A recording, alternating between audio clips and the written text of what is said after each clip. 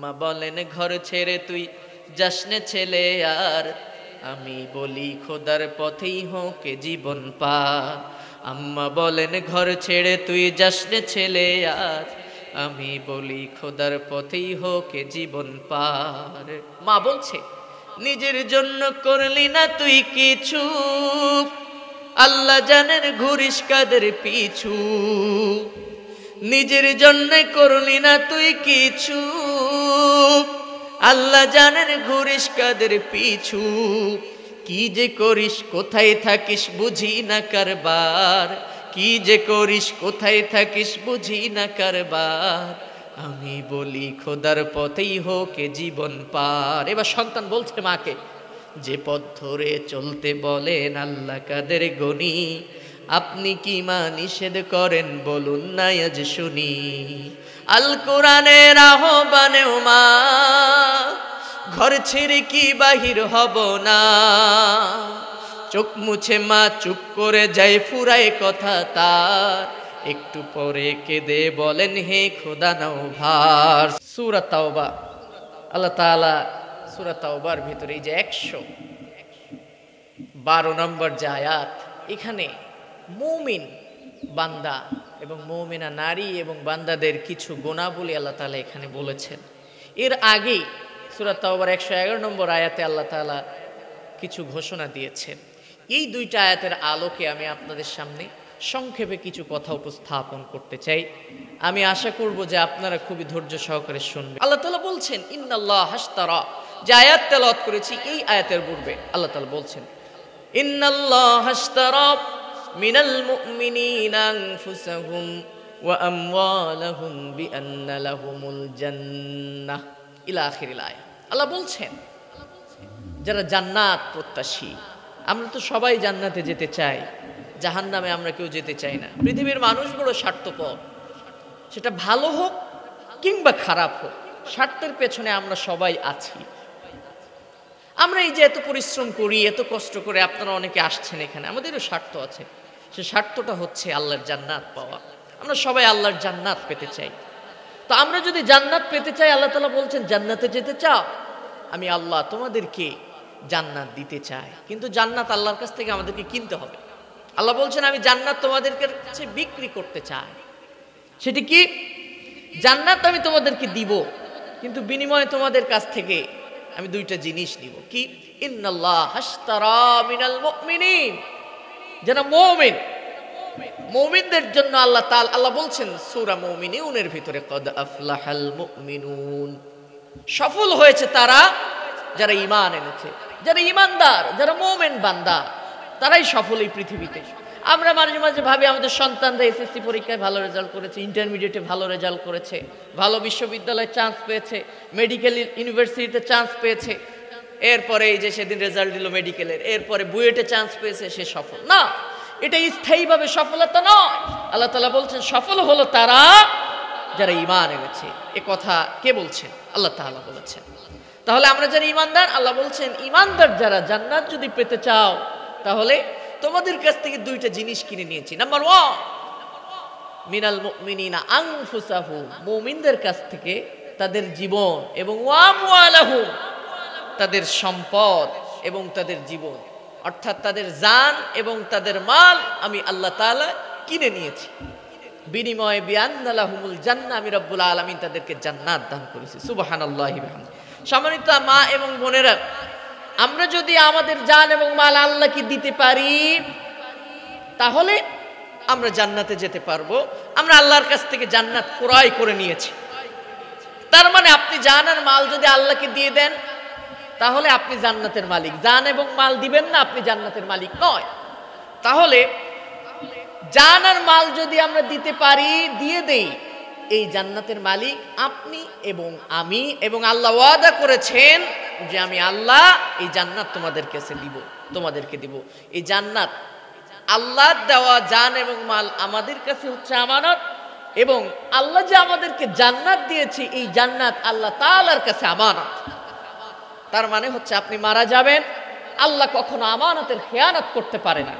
কারণ আল্লাহ নিজেই বলেছেন তোমরা আমানতের খেয়ানত করো না। আমানতের খেয়ানত যারা করে তারা হচ্ছে মুনাফিক। আল্লাহর শানে এই কথা কখনোই আসে না, কারণ ওমান আস্তাকু মিনাল্লাহি কিলা, আল্লাহ থেকে বড় সত্যবাদী পৃথিবীতে আর কেউ হতে পারে না। আল্লাহ ওয়াদা করেছেন জান্নাত আপনাকে দিবে। এখন প্রশ্ন, জান্নাত তো কিনে নিয়েছি, জানার মাল আল্লাহকে দিলাম, এখন ওই জানার মাল আল্লাহ নিয়ে কি করবে?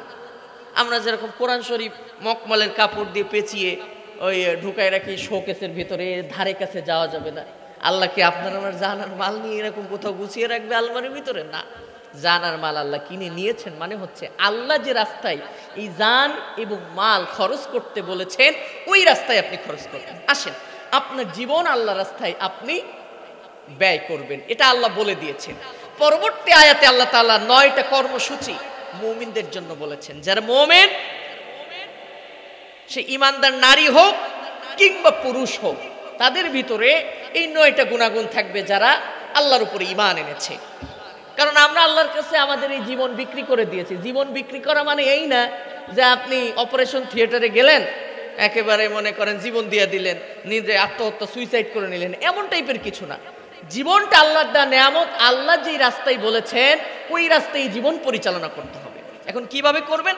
আল্লাহ 9টা গুণ দিয়েছেন যে এই 9টা কাজ যদি করো, আল্লাহ পরবর্তী আয়াতে রাসূলকে বলছেন অবাশশিরিল মুমিনিন, হে নবী তুমি তাদেরকে জান্নাতের শুভ সংবাদ দাও। সুবহানাল্লাহি ওয়া বিহামদিহি। এই 9টা কাজ যদি করতে পারেন, এই 9টা কাজ করার নিয়ত করে যদি আজকে বাড়ি যেতে পারেন, আল্লাহ ওয়াদা করেছেন আমি আমার বান্দাদেরকে অবশ্যই অবশ্যই জান্নাত দান করব। সুবহানাল্লাহি ওয়া বিহামদিহি। খেয়াল করে শুনবেন, একটাও যদি মিস্টেক হয়, একটাও যদি বাদ যায়, তাহলে কিন্তু একটু খুঁত থেকে গেল। খেয়াল করে শুনতে হবে। আল্লাহ 1 নম্বর বলছেন আত-তাইবুন, যারা তাওবা করে আল্লাহ তাদেরকে অবশ্যই জান্নাত দিবেন। আল্লাহ বলছেন ইল্লা মান তাবা ওয়া আমানা ওয়া আমিলা আমালান সালিহান ফাউলাইকা ইউবাদদিলুল্লাহু সাইয়্যাতিহিম হাসানাত ওয়া কানাল্লাহু গফুরুর রহিমা। যারা সারাটা জীবন গুনাহ করেছ, সারাটা জীবন নাফরমানি করেছ আমার সঙ্গে, এই পৃথিবীতে আমরা এমন কেউ নাই যে আল্লাহর কাছে আমরা গুনাহ করি নাই, আল্লাহর সঙ্গে নাফরমানি করি নাই। পৃথিবীর সকল মানুষ আমরা গুনাহগার, একমাত্র নবীরা ব্যতীত। নবীরা মাসুম, নবীদের কোনো গুনাহ নাই, কিন্তু পৃথিবীর সব মানুষ আমরা গুনাহগার। আল্লাহ তাআলা বলছেন তোমরা যদি অনুশোচনা যদি করতে পারো, আল্লাহর কাছে 2টা ফোঁটা অত্যন্ত প্রিয়। তিরমিজি শরীফের হাদিস, 1 নাম্বার হচ্ছে অনুতপ্ত বান্দার চোখের অশ্রুর ফোঁটা। আপনি সারা জীবন গুনাহ করেছেন, চোখ থেকে পানি ফেলে রাতের আধারে যদি কাঁদতে পারেন, আল্লাহ রাব্বুল আলামিনের হাবিব বলেছে রাব্বুল আলামিনের কাছে ওই চোখের পানির বড্ড দাম, আল্লাহ রাব্বুল আলামিন বড্ড ভালোবাসেন। 2 নাম্বার হচ্ছে শহীদের রক্তের ফোঁটা।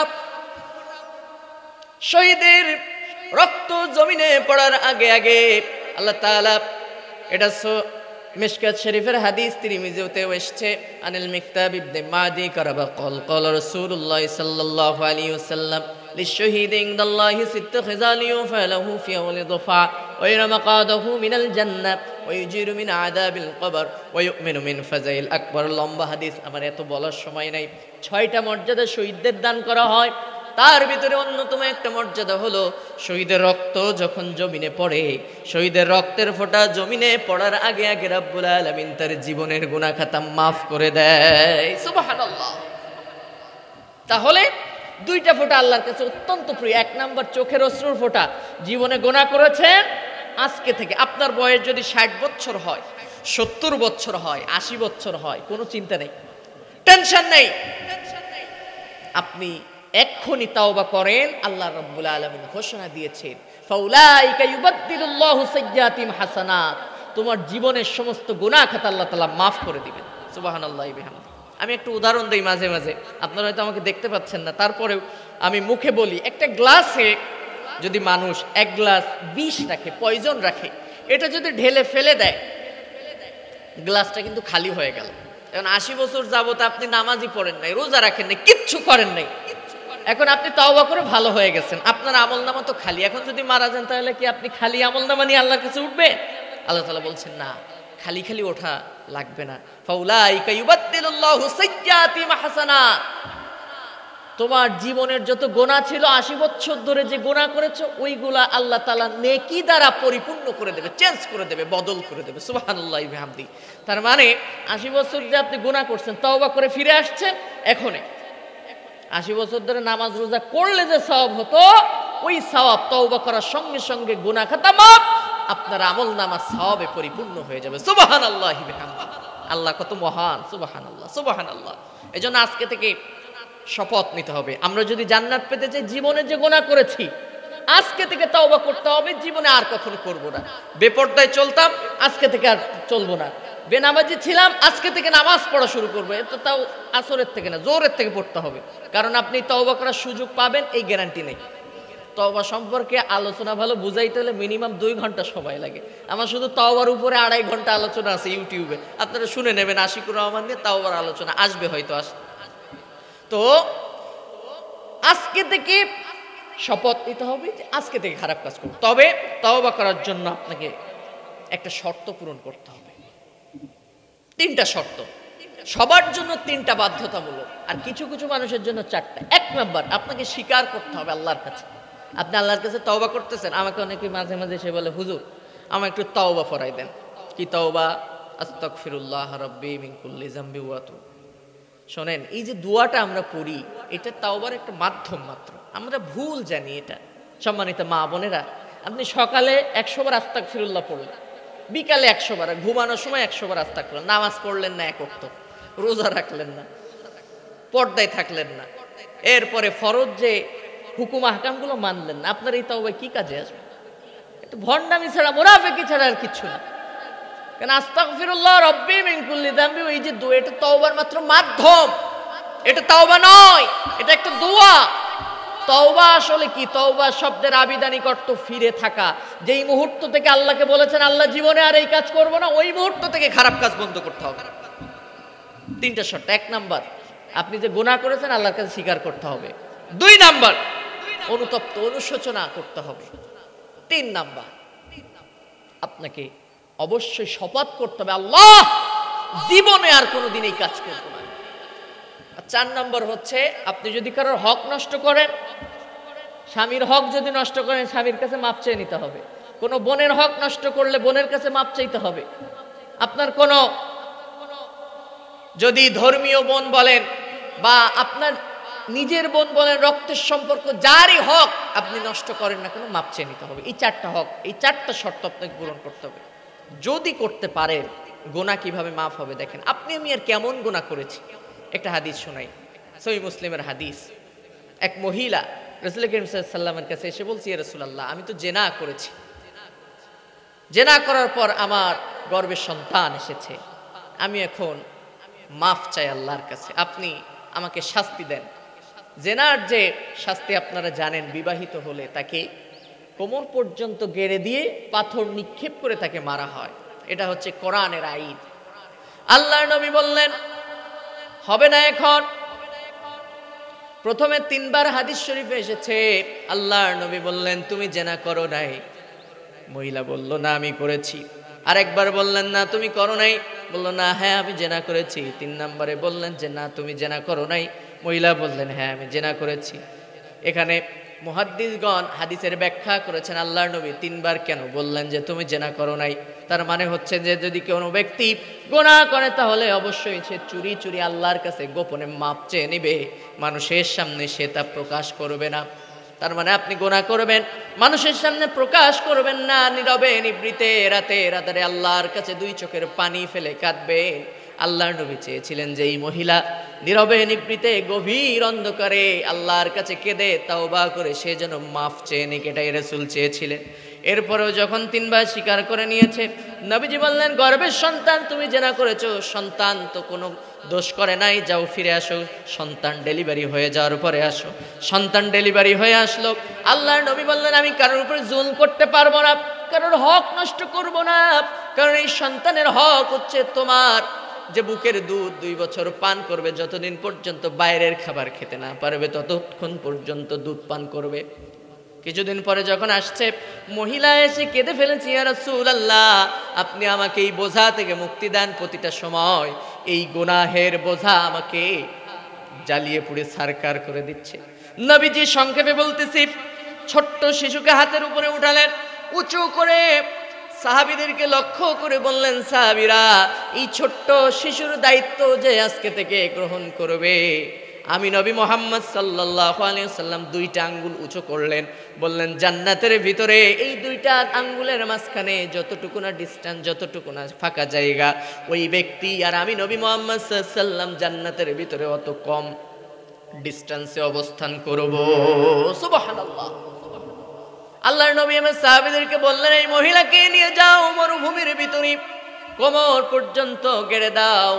কোমর পর্যন্ত গেড়ে দেওয়া হলো। চতুর্পাশ দিয়ে পাথর নিক্ষেপ করা শুরু হয়ে গেছে। রক্ত এসে একজন সাহাবী হযরত আলী রাদিয়াল্লাহু তাআলা আনহুর হাতে এসে রক্ত লেগেছে। চিন্তা করলেন, তাই তো, এটা তো জেনাকারিনী মহিলার রক্ত, গুনাহগার, পাপী। একটু ঘৃণা বোধ করলেন। নবী করিম সাল্লাল্লাহু আলাইহি ওয়াসাল্লামের কাছে সহিহ মুসলিম সাক্ষী, হযরত আলী ডাক দিয়ে বলেন, ইয়া রাসূলুল্লাহ, আমি তো এটাই ভেবেছিলাম যে এটা জেনাকারিনী রক্ত, অপবিত্র রক্ত। নবীজি বললেন, আলী রে, কার রক্তকে তুমি নাপাক মনে করো? এই মহিলার অনুশোচনা তওবাকে আল্লাহ রাব্বুল আলামিন এত বেশি পরিমাণ কবুল করেছেন। দুইটা বর্ণনা আসছে।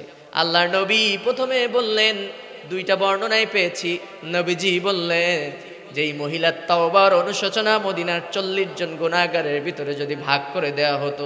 অন্য একটা বর্ণনায় আসছে, এই মহিলার তাওবার অনুশোচনাকে গোটা মদিনার সবার মাঝে যদি ভাগ করে দেওয়া হতো, তাহলে এই তাওবার অনুশোচনার বিনিময়ে গোটা মদিনার সকল মানুষদেরকে আল্লাহ নিষ্পাপ মাসুম হিসাবে কবুল করে নিতেন। সুবহানাল্লাহ। মানে কোন ধরনের তওবা করেছে আপনি চিন্তা করতে পারেন? আমরা এত খারাপ কাজ করি, নামাজ পড়ি না জীবনে, এত ওয়াজ নসিহত শুনি, এত বলি ইসলামী আন্দোলন করেন, কোরআনের আন্দোলন করেন, ইসলামের পক্ষে আসেন। আমাদের সমাজে এক শ্রেণীর হুজুর ভাই রয়েছে, মানে বলছে ইসলামী আন্দোলন করা মেয়েদের জন্য ফরজ নয়। কোথায় পেয়েছে? কে বলেছে এই কথা? আমি এই ব্যাখ্যা এখন দিতে পারবো না। সূরা তাওবার ভিতরে 71, 72, 73 নম্বর, আল মুমিনুনা আল মুমিনাতু বা'দুহুম আউলিয়াউ বা'দ, এই আয়াতের তাফসীর আপনারা পড়ে নেবেন। আমি বলতে চাই, যদি মহিলাদের জন্য ইসলামী আন্দোলন করা, ইসলাম জমিনে প্রতিষ্ঠার জন্য কাজ করা ফরজ না হইতো, যদি আবশ্যক না হতো, তাহলে সুমাইয়া কেন জীবন দিয়েছে? আপনারা জানেন ইসলামের ইতিহাসে সর্বপ্রথম শহীদ ছিল মা সুমাইয়া রাদিয়াল্লাহু তাআলা। আপনারা জানেন ইসলামের প্রথম শহীদ কে? রাসূলের সাহাবী হযরত আম্মার রাদিয়াল্লাহু তাআলা আনহু। মা কাকে বলে আমি একটু দেখতে চাই। গত কয়েকদিন আগে খুলনাতে আমার একটা প্রোগ্রাম ছিল, একজন মা এরকম চিরকুট পাঠিয়েছে যে বাবা, একজন মা হিসাবে, মুসলিম ঘরের মা হিসাবে, মেয়ে হিসাবে আমার কর্তব্য কি একটু বলো। আমি বললাম, মা, আপনি যদি মা হতে চান তাহলে আপনাকে সুমাইয়ার মতো মা হতে হবে, ইসলামের প্রথম শহীদ। আপনি যদি স্ত্রী হন কারোর, তাহলে আপনাকে হানজালার মতো স্ত্রী হতে হবে, ইসলামের জন্য নিবেদিত প্রাণ। মা যদি হন, আপনাকে খামসার মতো মা হতে হবে, মাজমৌজের মতো মা হতে হবে, চাঁপাইনবাবগঞ্জের শিশু মোহাম্মদের মতো মায়ের মতো মা হতে হবে। আম্মার নবীজির সাহাবী, ইসলাম কবুল করার কারণে দেখেন ইসলামের জন্য কি নিবেদিত প্রাণ চারা ছিল। 2 নম্বর আল্লাহ বলছেন, আল্লাহ আত্তাইবুন আল আবিদুন, যারা মুমিন হবে তারা আল্লাহর ইবাদত করবে, আল্লাহর আনুগত্য করবে, দাসত্ব করবে। তার মানে হলো আল্লাহর জমিনের দ্বীন প্রতিষ্ঠার জন্য তারা কাজ করবে। আল্লাহ তাআলা যা বলেছেন তাই তারা করবে। হুয়াল্লাযী আরসালা রাসূলাহু বিল হুদা ওয়া দীনিল হাক্কি লিইয়ুযহিরাহু আলাদ-দীনি কুল্লিহি ওয়ালাউ কারিহাল মুশরিকুন। আল্লাহ রাব্বুল আলামিন সূরা সফের ভিতরে তার নবীকে বললেন, নবী, তোমাকে এই জমিনে আল্লাহর দ্বীনকে প্রতিষ্ঠার জন্য, সংগ্রাম করার জন্য মানব রচিত যত আইন আছে ওইগুলাকে জমিন থেকে নিশ্চিহ্ন করে দিয়ে আমার হুকুমত এই জমিনে প্রতিষ্ঠার জন্য আমি আল্লাহ তোমাকে এই জমিনে প্রেরণ করেছি। এখন দেখেন আল্লাহর জমিনে দ্বীন প্রতিষ্ঠার জন্য নবীজি চেষ্টা করেছেন, তার মহিলা সাহাবীরা কি করেছে। আর আপনি একজন মা হিসাবে আপনার করণীয় কি? সুমাইয়ার দিকে তাকান, তার সন্তান আম্মারকে ধরে এনেছে আবু জাহেল। সন্তান যদি তৈরি করতে হয় এভাবেই তৈরি করতে হবে, ইসলামের জন্য নিবেদিত প্রাণ। আম্মারকে ধরে এনে মারতেছে, রক্তাক্ত আঘাত করতেছে, আম্মারের শরীর ফেটে রক্তাক্ত অবস্থায় আম্মার জমিন ভিজে লালে লাল হয়ে যায়। মক্কার মরু ময়দান, আম্মারের শরীর থেকে রক্ত পড়ে লালে লাল হয়ে গেছে। তখন আবু জাহেল চিন্তা করলো যে মায়েদের মন খুব নরম হয়, আম্মারকে এত বলতেছি যে মোহাম্মদের কালেমা ত্যাগ করে দাও, ফিরে আসো মোহাম্মদের দিন থেকে সাল্লাল্লাহু আলাইহি সাল্লাম। আসে না, তাহলে মাকে ডেকে একটু বোঝানো যাক। ডেকে আনা হলো, সুমাইয়াকে ডাক দে, বলে সুমাইয়া তোমার সন্তানের অবস্থাটা দেখে নাও, কি অবস্থা করেছি, তাকে বোঝাও যেন মোহাম্মদ সাল্লাল্লাহু আলাইহি সাল্লামের কালেমা ছেড়ে দেয়। সুমাইয়া আস্তে করে সন্তান আম্মারের মাথার কাছে বসলো, মাথায় হাত বুলায়। সন্তান মুহূর্ষ অবস্থা, কেমন যে জীবন চলে চলে যায় ভাবে, এমন একটা অবস্থা হয়ে গেছে। রক্তাক্ত শরীর, জমিন ভিজে লালে লাল হয়ে গেছে। সুমাইয়া বাবা আম্মারের মাথায় হাত বুলায় আর ডাক দিয়ে বলে, আম্মার আমি দেখতে পাচ্ছি তোমাকে মারতে মারতে রক্তাক্ত করেছে, তোমার জীবন চলে যাবে যে কোনো মুহূর্তে, আমি জানি। এরকম একটা অবস্থায় তুমি চলে গিয়েছো, তুমি তো আগে কালেমা স্বীকার করেছো, তারপরে আমি তোমার মা দিন স্বীকার করেছি, কালেমা পড়েছি, আমিও মেনে নিয়েছি আল্লাহ ছাড়া কোনো মাবুদ নাই, মুহাম্মদ সাল্লাল্লাহু আলাইহি সাল্লাম ছাড়া কোনো নেতা নাই। বাবা আম্মা শুনে নাও, তোমাকে মারতেছে আবু জাহেল, এভাবে মারতে মারতে তোমাকে যদি মেরেও ফেলে, তোমাকে যদি হত্যা করা হয়, তোমাকে যদি টুকরা টুকরা করা হয়, রক্তাক্ত করা হয়, তোমার রক্তে জমিন ভিজে লালে লাল হবে, তোমাকে টুকরা টুকরা করা হবে, শত শত টুকরা, প্রত্যেকটা গোশতের টুকরা সাক্ষী দেবে এ জমিন হবে আল্লাহর জমিন, এ জমিন হবে কোরআনের জমিন, কিন্তু বাতিলের কাছে মাথা নত করা যাবে না। সুবহানাল্লাহ। খবরদার আবু জাহেলের কাছে মাথা নত করবে না। সম্মানিতা মা এবং বোনেরা, আপনারা যারা মুমিন বলে দাবি করেন, নিজের সন্তানকে এভাবে ইসলামী আন্দোলনের জন্য একজন নির্ভীক সেনাপতি হিসাবে আপনাকে তৈরি করতে হবে। আপনি আপনার সন্তানকে আপনার সামনে বসাবেন, আপনারা জানলে অবাক হবেন। আমি ক্লাস 8-এ যখন আমার উপজেলাতে পরীক্ষায় আমি সেকেন্ড হয়েছিলাম, সবাই বলল তোমাকে ডাক্তার হতে হবে, ইঞ্জিনিয়ার হতে হবে।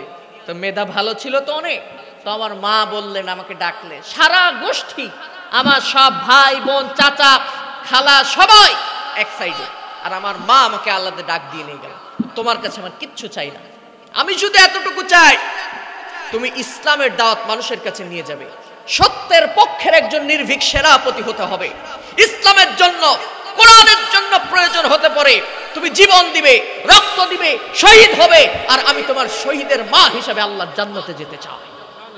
সুবহানাল্লাহ। আমার মায়ের কথা এটা, আমি অবাক হয়ে শুনেছি।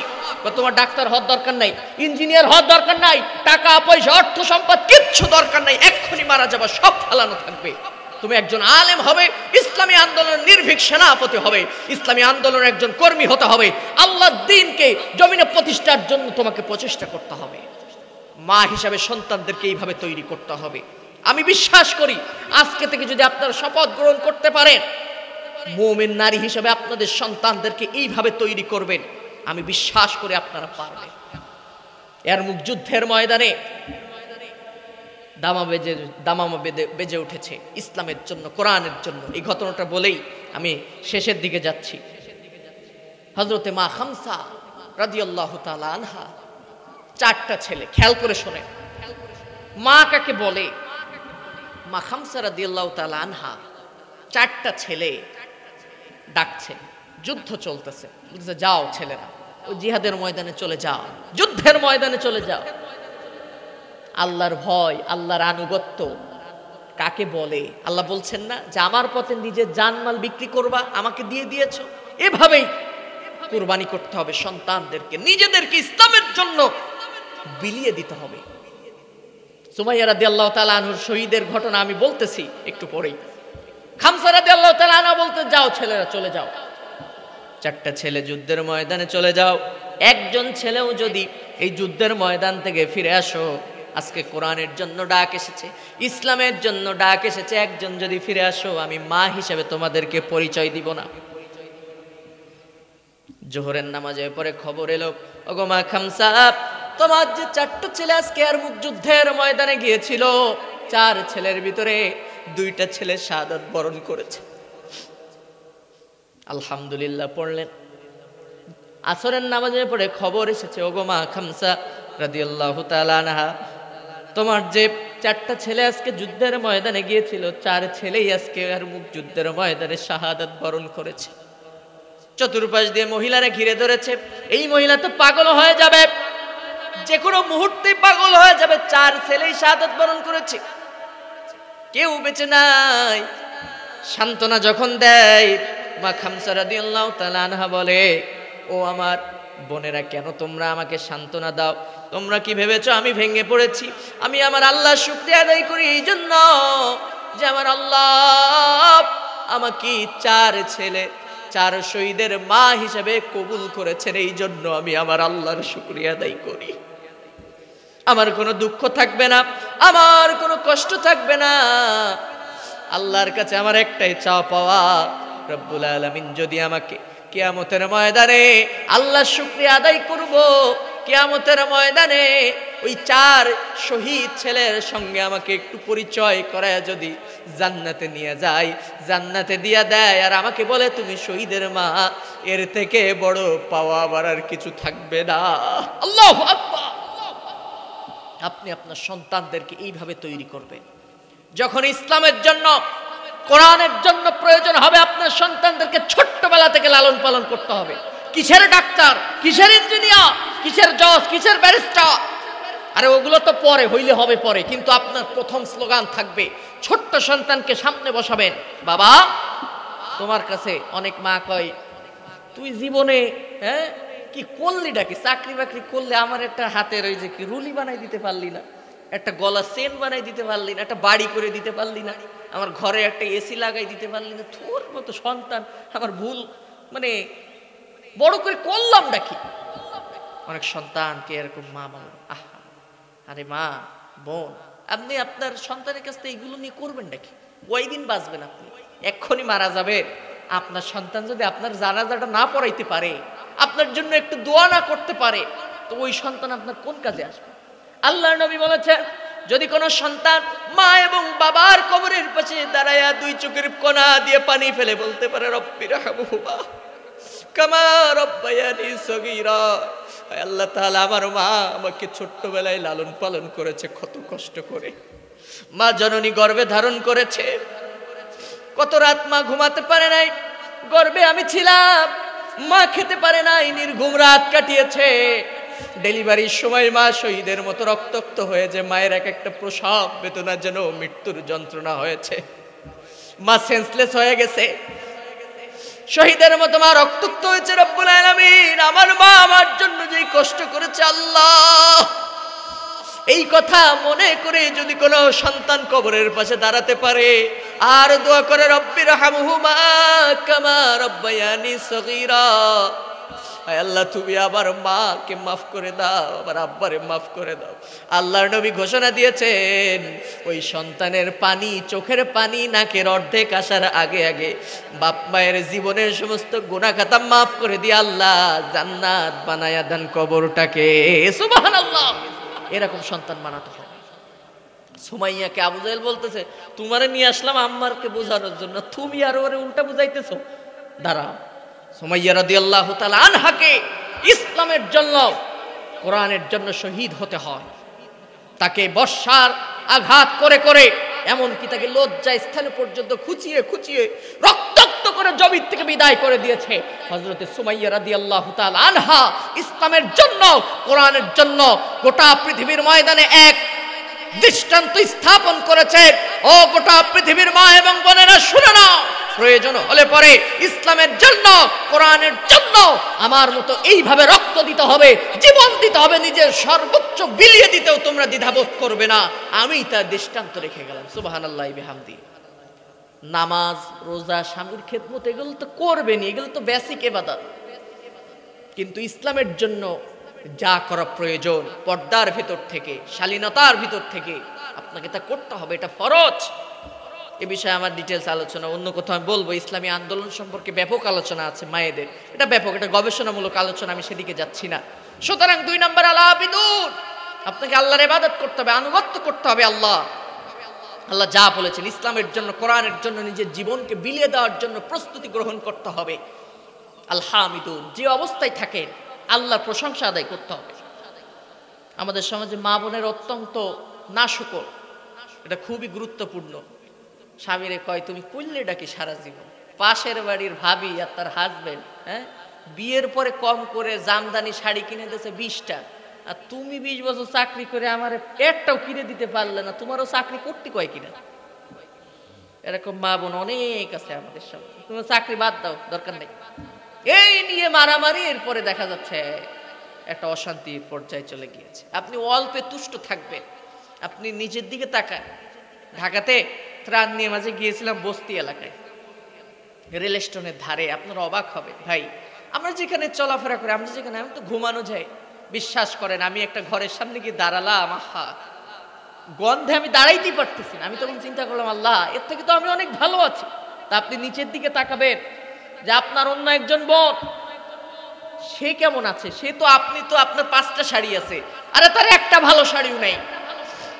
আপনার স্বামী আপনাকে বছরে 2 ঈদে 2টা শাড়ি কিনে দিতে পারে, কিন্তু অনেক আছে, অনেক স্বামী তার স্ত্রীকে বছরে তো দূরে যাক 5 বছরেও একটা শাড়ি কিনে দিতে পারে না।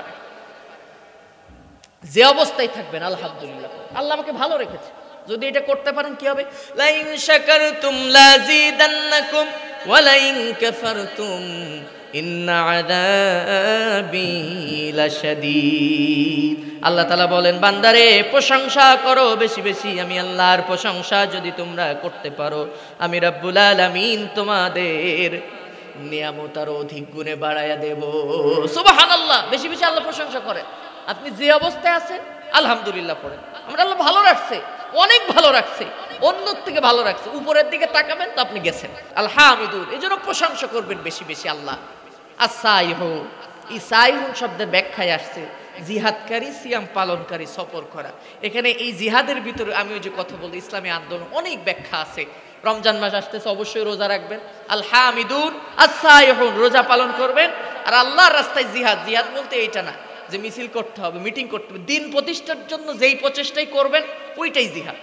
যাই করেন না কেন আপনি ইসলামকে প্রতিষ্ঠার জন্য যে চেষ্টাটাই আপনি করবেন, সংক্ষেপে ওটাকে আরবিতে বলা হয় জিহাদ। সফর করা এটাও সুন্নাহ। মুহররম ব্যক্তির সঙ্গে আপনারা আল্লাহ কুলসিরু ফিল আরদ ফানজুরু কাইফা কানা আকিবাতুল মুকাজ্জিবিন, একা যাবেন না। মুহররম যারা আছে, স্বামী আছে, ভাই আছে, তাদের সঙ্গে বেশি বেশি সফর করবেন, ঘুরবেন, দেখবেন, আনন্দ ফুর্তি করার জন্য। আল্লাহর সৃষ্টি কত সুন্দর এটা দেখার জন্য সফর করার চেষ্টা করবেন।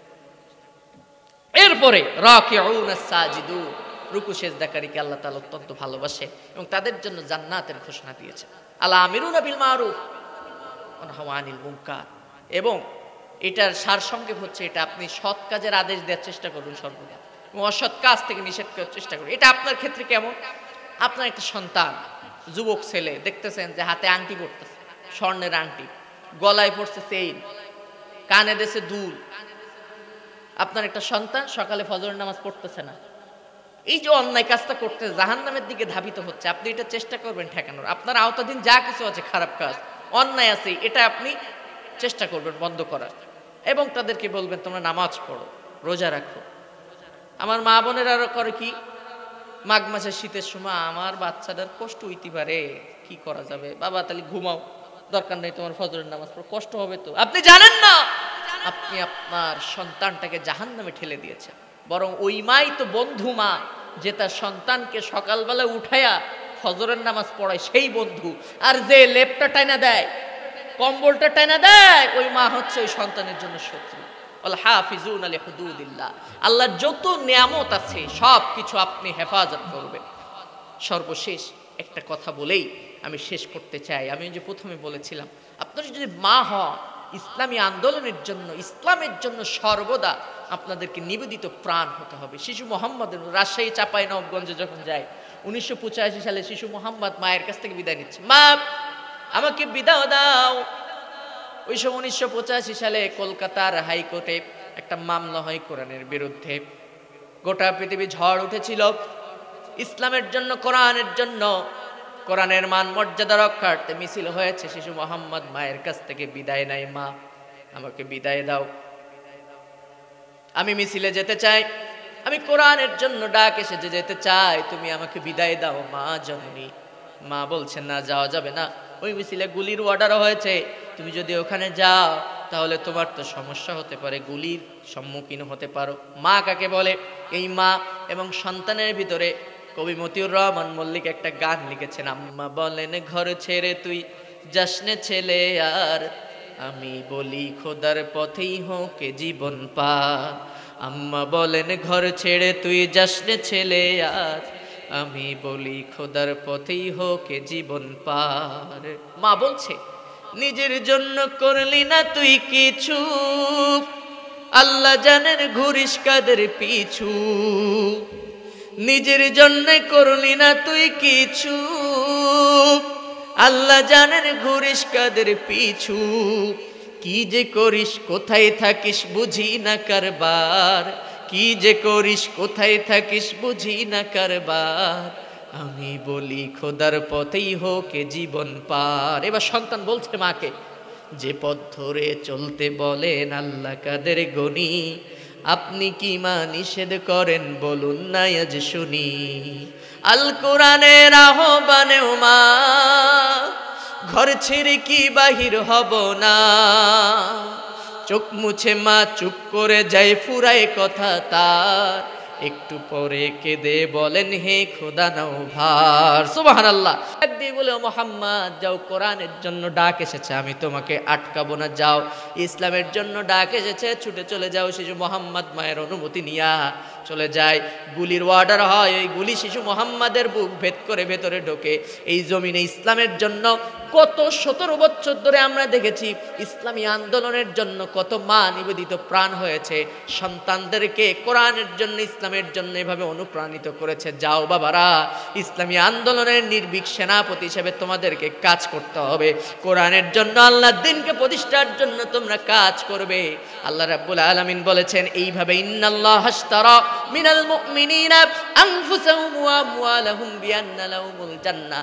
জানার মাল যদি আল্লাহর রাস্তায় তোমরা বিক্রি করতে পারো, বিলিয়ে দিতে পারো, সন্তানদেরকে যদি এইভাবে আপনারা শিখাইতে পারে, আল্লাহ তাআলা তার নবীকে বলেছেন ওয়াবাশশিরিল মুমিনিন, নবী তুমি ওই ঈমানদার এবং মুমিন বান্দাদেরকে জান্নাতের শুভ সংবাদ দাও। সুবহানাল্লাহ। সম্মানিত মা বোনেরা, আমি আলোচনা শেষ পর্যায়ে চলে এসেছি। আমি খুবই অল্প সময়ে কয়েকটা কথা বললাম আপনাদের সামনে।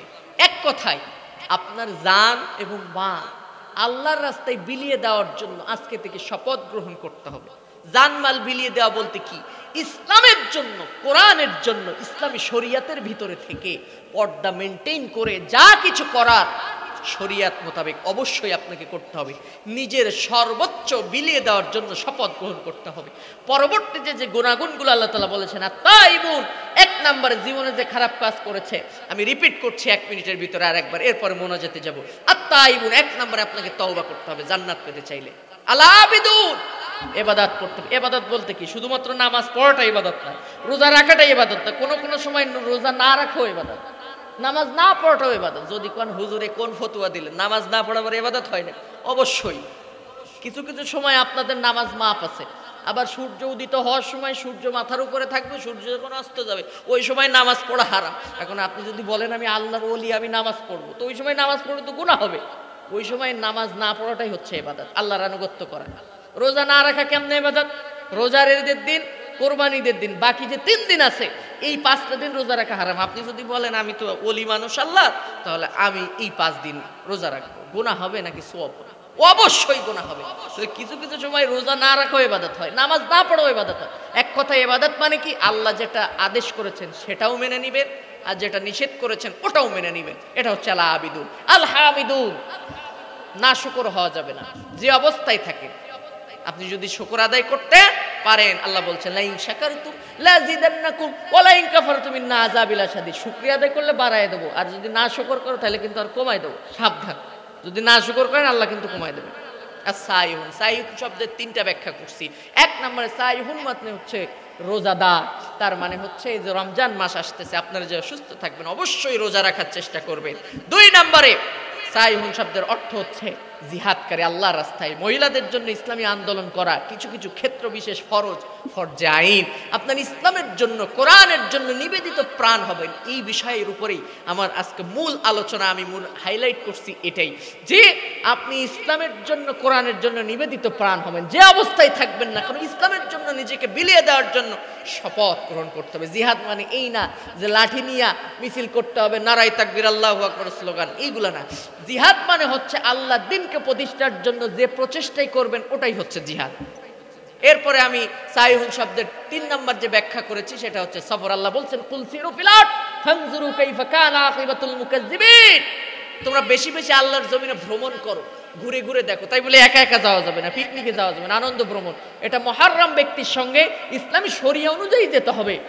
এবং আল্লাহর নিয়ামত, কত সুন্দর এই পৃথিবী আল্লাহ তাআলা সৃষ্টি করেছেন, এগুলো দেখতে হবে, প্রশংসা আদায় করতে হবে। এটা গেল। এরপরে আর রাকিউন আস-সাজিদুন, আপনার রুকুকারী সেজদাকারী হতে হবে। আল আমিরুনা বিল মারুফ নাহু আনিল মুনকার।